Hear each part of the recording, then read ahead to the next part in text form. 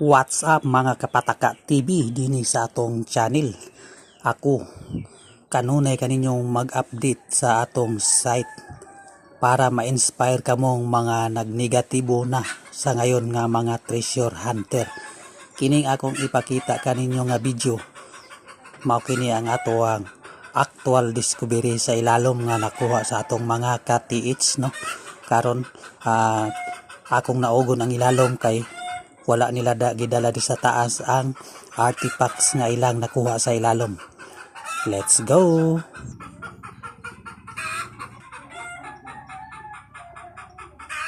Karon padayon ta mga ka-idol dinhi sa atong channel ang Pataka TV. Ako nang ginaog ang site mga ka-idol sa atong ka-TH na may tiwala sa tuwa sa atong pag-explore.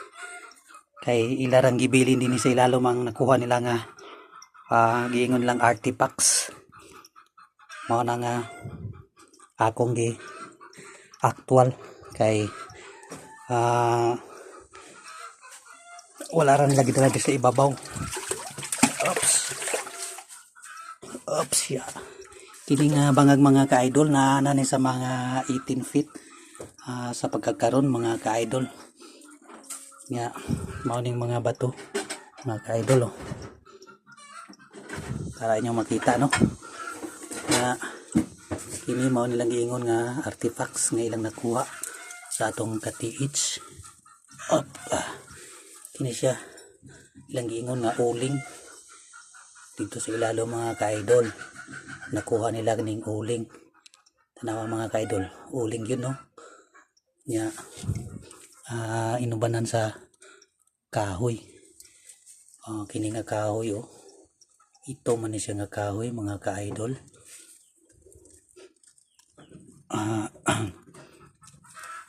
Nya kinisad kahoy. So mao nang atong site no, ang atong update karon mga ka-TH sa Pataka TV.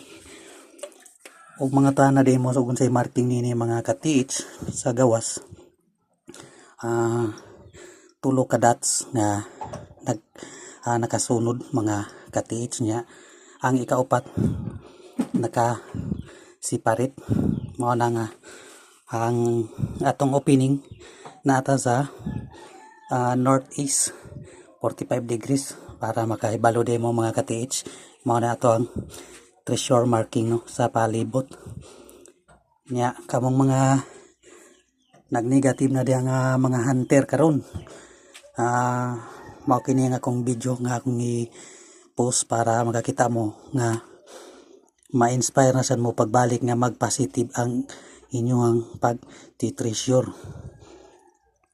Kay kinsa may magbotang niini sa 18 feet na kung wala sila gitaguan nga importante dinhi sa ilalom. Mao na siya mga ka-TH 18 feet ang gilagmon na nakuha ang kahoy o ang uling. Unya niya tong naging video na to 17 feet kahoy sa tuog